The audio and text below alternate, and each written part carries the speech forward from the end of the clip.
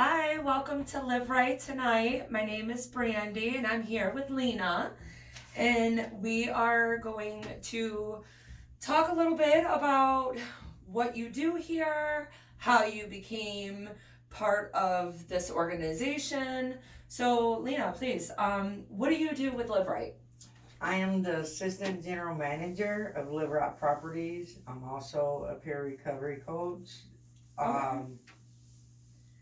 All right. And what, like, for you managing the properties, what kind of things do you do in the properties?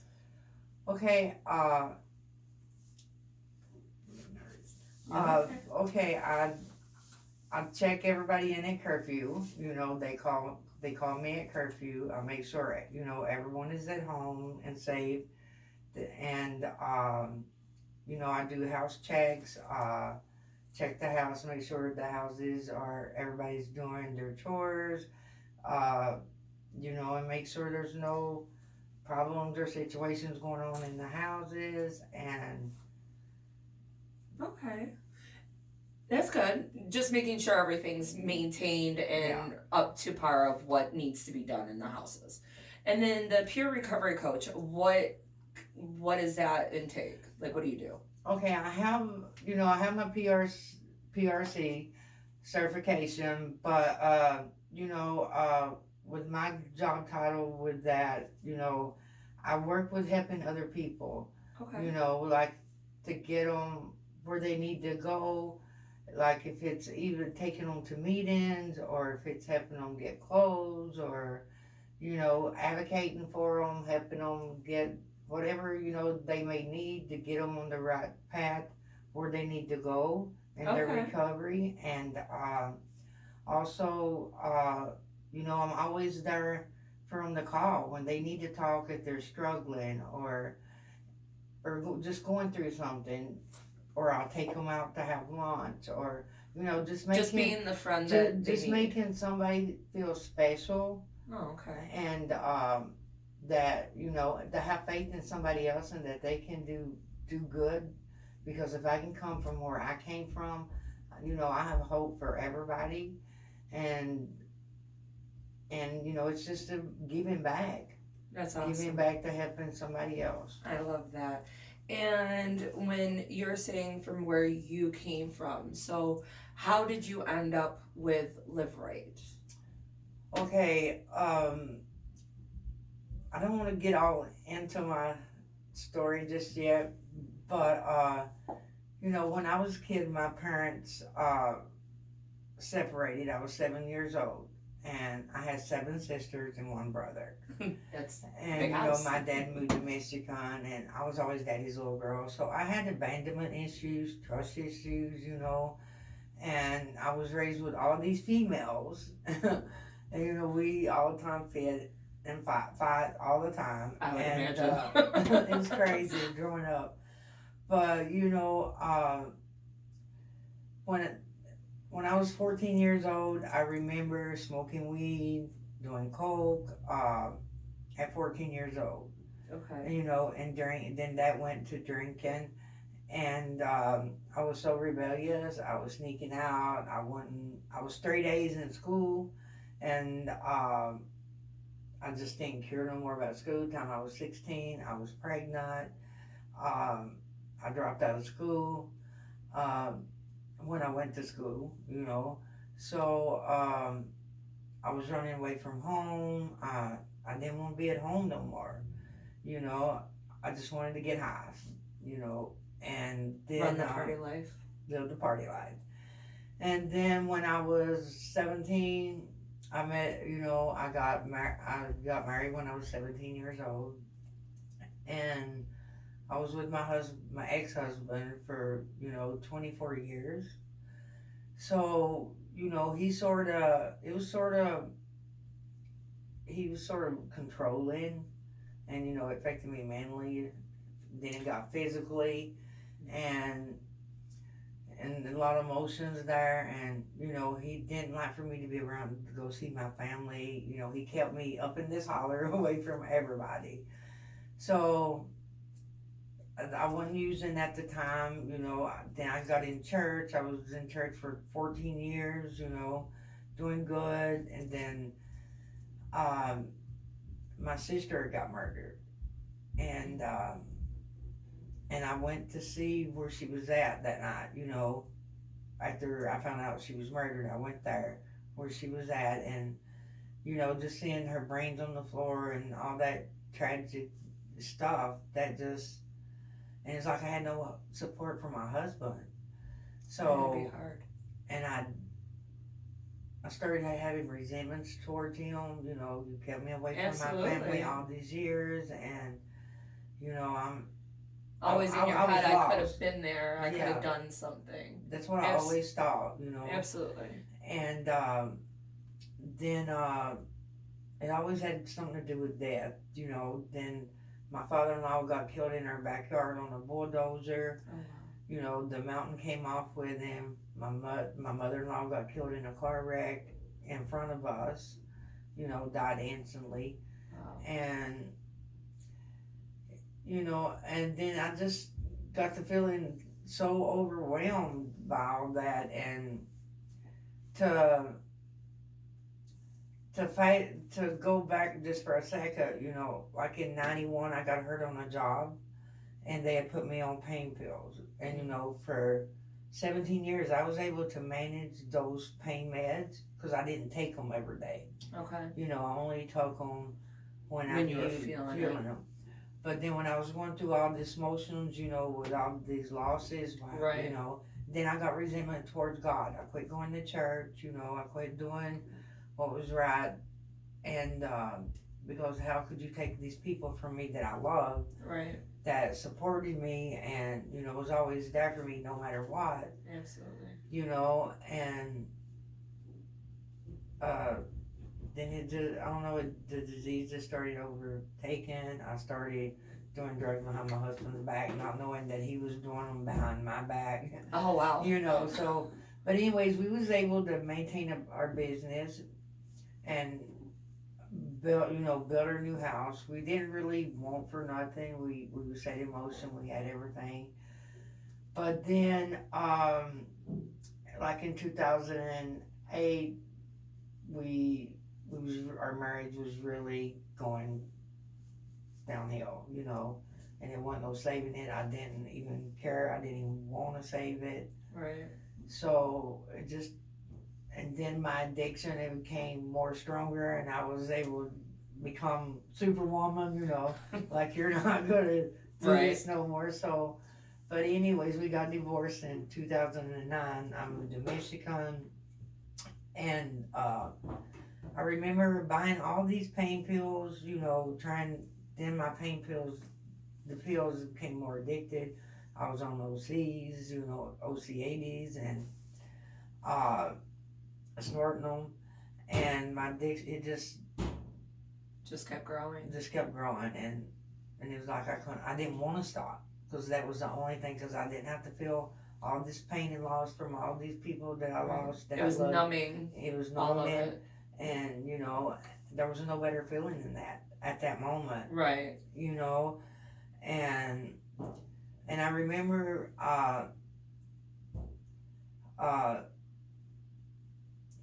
I started shooting them. I was real sick. I had this real bad cold, and I couldn't breathe, and a friend of mine said, "Well, you're messing the whole thing up anyways, just snorting them. Why don't you try shooting them?" So that's how I got into shooting dope with a needle. Okay. And that was I thought was the love of my life, because that was just that instant feeling of that just took me to a place that You haven't been to. I haven't never been to, and I thought, oh gosh, I love this. I'm never going to stop using. Right. Never, ever. This is my drug, So fast forward, they cut those out. They became, you couldn't shoot them no more. And, and I was still spending all this money buying all these pills, and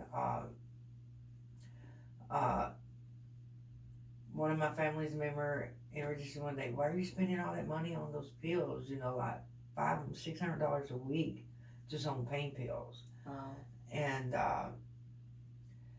they said try some heroin, and I didn't know what it was. What they called it, dog food. The I'm names they come up with. I'm like, seriously, dog food? And they said no, heroin. And so my dealer couldn't come through with the pain pills that I had on order, so that's all I had left to do. So I experienced heroin my first time. That was like in 2012. Okay. And that's when I met the love of my life. Right. That took me way more than the pills or anything ever could. And before I would know it, I couldn't stop. My family was all the time saying, my kids, Mom, you need to quit. They would catch me shooting up. I had hurt so many people in my addiction. They seen me overdose. And if you don't mind me asking, how many times have you overdosed? I overdosed 7 times. 7 times. 7 times. And and it's only by the grace of God that I'm here, because every time I overdose, somebody would always find me, whether I would be in an abandoned old house, whether I'd be in a bathroom, somebody'd always keep the door in. So, God had a big plan for me today. Mm-hmm. And I know, He has control over my life, because I wouldn't even be sitting here today. Right. I'm glad you're here today. By all means, I should have been dead a long time ago, or in prison. Right. My addiction took me to a real dark place, and I've done a lot of things that I'm not proud of in my addiction. I robbed, I stole, I took. Right. You did what you needed to. I did what I could do to get that next one. Right. And I didn't care who had hurt, whether it was my kids, my families, my friend, who you was. Right. I didn't care for myself. So, caring what anybody else thought or needed or wanted, I didn't even matter. And but I remember I got a possession charge, not a possession charge, drug paraphernalia charge. Okay. And they found a needle on me, coming back from the hood. So I remember going to court, and my kids were so disgusted in me, they didn't even want to talk to me. All you can do is just stop. But it wasn't that easy to stop. I wanted to stop, but I couldn't. I didn't have the willpower to do it. Right. And I think, well, I could pray, but I know if I prayed that, I had so much resentment towards God. I was blaming God for everything that happened in my life and where I was at, that there was no way He was even going to hear my prayer. Right. So they sent me to jail for 75 days with my first little drug paraphernalia charge. And they told me I could either do jail or rehab. So I was in there for 74 days. Rehab come to get me on my 75th day, the day I was getting released. And I was like, no, I'm not going to rehab. I just done 75 days, so I don't need rehab. I'm not going to go back and use. I got 75 days clean. Right. But lies that we tell ourselves in our addiction. I couldn't wait to get out of that jail to go to get dope. And I overdosed. And then, I run for a few months on that. And I remember, my family always say, she ain't ever going to get clean. And just people say, oh, here we go again, So I went to Turning Point. And I got, Stacy Burns told me, she said, have you tried going to a 3-quarter house, because I'd want to get clean, but I'd go back to the same playground, the same family, and it was hard to go back trying to live clean and be around people that are using, it was just impossible. But I'd always tell myself I can do it. Oh, yeah. And, and that don't happen. So I went and I told her, yeah, I'll give 3-quarter house living a shot. It couldn't hurt. So she sent me here to live right. The first time I was here, I stayed 9 months. And I thought it was really a hard struggle at first because I wasn't used to this structured living. I wasn't used to being told what to do. Right. I wasn't used to doing these meetings. I wasn't used been in by curfew, but somehow, little bit, like I said before, I lived with 7 sisters growing up. And I didn't even want to be around women, period. Right. You had your fair share. But, it was like after I sat there and gave it a shot, I did meet a good friend of mine in rehab when I was at Turning Point. So when she got out, she only lived like 2 miles down the road from our 3/4 house. So, we grown that connection. We started going to meetings, started getting involved in stuff. But every time during that, it would come to my son died in 2016. I lost Cheyenne in 2017 or 18. To the state. So that was all happening. My using just progressive, but and I remember, and I left Live Right.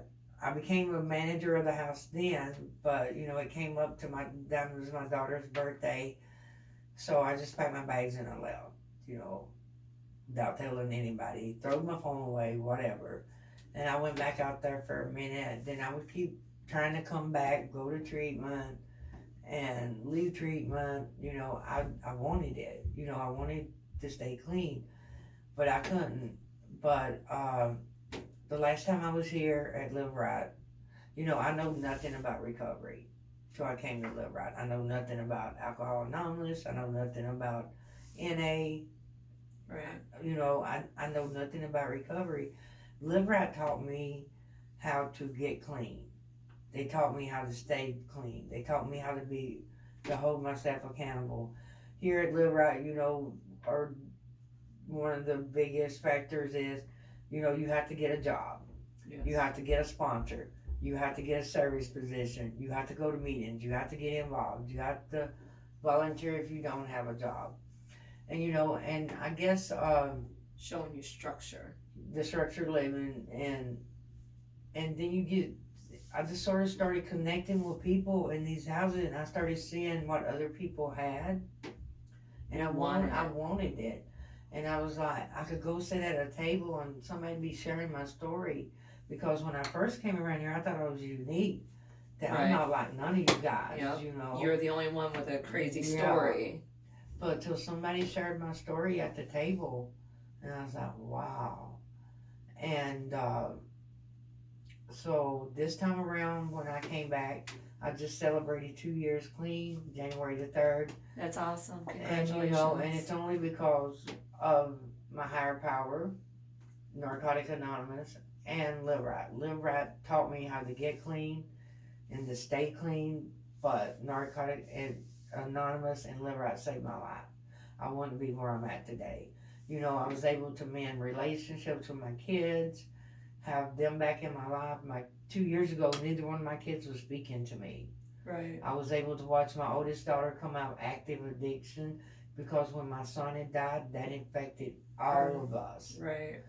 So she became running the streets doing addiction, but I was able to watch. She just celebrated 18 months clean the other day. That's and awesome. It's only just, even having a good job, having a car, having money, having a bank account. You could still fall. I could still fall any minute. But I always, but I worked hard to get where I'm at today. And this time when I came back, I said, I got to change everything. So I got involved. I started doing service positions. I started opening the door to this building, and back managing the house. When I had 9 months clean, Brenda let me move to co-ed. Okay. It's a step upgrade. And but I said, Brenda, I want to stay plugged in to the houses. I want to stay managing the woman's house, the female house. And she said, sure. She seen something in me that I didn't see in myself this time, and I owe that lady so much, because she gave me second chance after chance to come back. She never gave up on me. So that's my motto today, is not to give up on people. Right. Because I've been there. I didn't get it the first or second time. And so that's the reason I'm so strong-willed to help people. And it's because to give back what was given to me. But I watch people get these jobs, these cars, their families back. And I was like, I want that. Right. But, and everybody said that I wasn't going to get clean. But I had the willpower this time. Because when I hit my knees to pray before I came back this time, and the only body's number I could remember was Brenda's. And that's only because I was taught to call it every night at curfew. Right. When I lived at the 14-mile house. And I called her and asked her, could I come back? And she said, of course. And she accepted me back. Right. And I've been here now for over 2 years. And today I'm very grateful for the education that Little Rite just gave me, like getting the PRC, stepping up from being a manager to the assistant general manager of Little Rite Properties. I get involved here. This place saved my life. And it not only that, it gives us so much opportunities here. Absolutely. And not only does it help me, I watch how Brenda has helped other people in their lives and see how they, I watch people come in and go out and buy their first homes or get their families back or get their husband or, get the a whole life. purpose of us being here. But just the joy and the peace that I have in my life today by being sober, it's just amazing. Today I can say that I'm living my best life because when I found the love of your life. Yes, today. The true love of your life. Yes, it is recovery. And, I wouldn't trade it for nothing. I mean, not saying that I'm exempt because I could go back out any second. But, Live Right gave me the tools to use while I was here. Absolutely. They taught me how to go to meetings, how to pick that phone up, how to reach out for help. And all these tools we got, if we use our tools and get involved, and you got to want it all. And this time I truly wanted it. And what I was going to go back to, when I got done and prayed and asked God the last time to help me, and when I raised up a different person, my goal was I'm going to prove everybody wrong. You can do and that I can do this. But the main person that you had to prove wrong, right? Was myself. You. Because that's one thing that I've seen with a lot of addicts is that they're trying to go and do it for everybody else. But that's the thing. You can't do it for anybody. You got to want it. And, and with that, like, if you don't mind me asking, how many times have you gone in and out of rehab? If you don't mind me asking. 4 times. 4 times. Yeah. And, and that's amazing that you never gave up. You never gave up because look where you are today. You have to be so proud of yourself. I'm proud of you because, just hearing your story and, glimpse of what you went through, and that's inspiring, because there's people out there that are following, that are saying, nobody has my story. Nobody knows what I've went through. Well, there's people out there that's went through a hell of a lot than you have. And it's true. Just with your story, I'm grateful that you decided to do this today. And I know you were nervous, and I am proud of you, because it is hard, and I'm not going to lie. It is hard to put your story out there because you're taking your shield down, but you're allowing other people to see, like, you know what? She's overdosed 7 times. She went into rehab 4 different times. She's lost family. She lost her child. That pain that you went through and all of it. And to sit here today, having your family back, having your daughter back in your life, celebrating your other daughter's 18 months anniversary of staying clean. You wouldn't have seen any of that if you were still out there. But because you're here, you get to have all that. You get to have everything that you said that you wanted when you looked at that lady that said your story. You're like, I want my family back. I want that car. I want to live. And here you are with 2 years clean and continuing because it's one day at a time, you know, and every day you choose to stand up and be like, all right, let's use my tools. And that's amazing. You know, your story is inspiring and you should be very proud of yourself. I'm proud of you, like I said. And, you know, and one thing I love about this program is they'll never turn your back. You know, they never turn their back. They're like, you know what? Yeah, you went out. You want back? We're here. We're always going to be here. It's just when you're ready. You know, we have our hand. Here we are with our hand out. Grab it. We can show you the way, but you got to want it. I can show you the door, but you got to walk through it. And I love that you're doing all this for all these people because, you know, people need that. You know, you being the coach, they need that because, like you said, there's people out there that's not getting the love because, you know, the family doesn't understand. And they're like, I have nobody. You're like, no, you don't. You got me. Yeah. That's awesome. That is really awesome.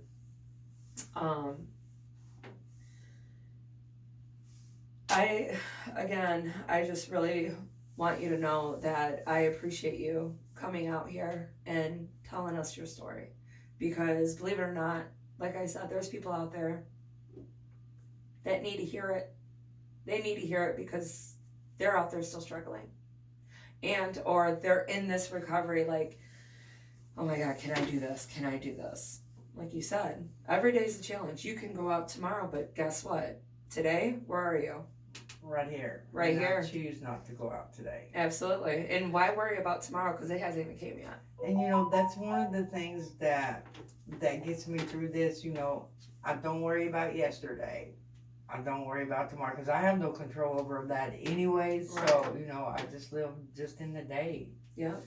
You know, and recovery, you know, during my drug use and my mental health, I didn't think I would ever make it. I thought I was going to die on those streets.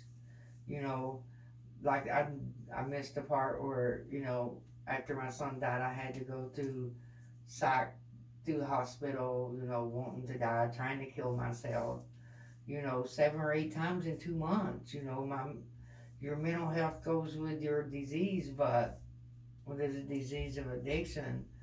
So, you know, if you're struggling with mental health or addiction, you know, reach out for help. There's always somebody there to help you. And that's what I love about this program. Just because you do fall off or go back, nobody gives up on you. Right. People didn't give up. You know, people never gave up on me. They was there for me. And that's the reason I'm so stone-willed to advocate for that addict that, you know, that comes in and goes back out, to see them come back because I was that person. Right. You know, I can drive up and down the street and see people, you know, see addicts struggling, and it's just, wow, that was me. And they don't pass judgment on you. That is the most important thing, is not passing judgment on somebody struggling. Yes, you know, absolutely. Reach that hand out for help like you asked. Absolutely. Well, Lena, I just want to say thank you so much for telling us your story. I really appreciate you. And again, congratulations on those 2 years. Can't wait to see 3. Right. It's going to be amazing.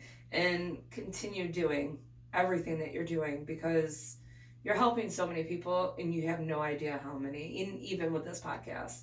You have no idea how many people are going to sit there and watch this and be like, if she can do it, maybe I can. And that is what we're trying to give out. We're trying to get that message out there that everybody can do it. You got to have hope in yourself. Even if you don't, we have it for you. We have hope for you. So again, thank you so much. And thank you all for watching. And you all have a blessed day.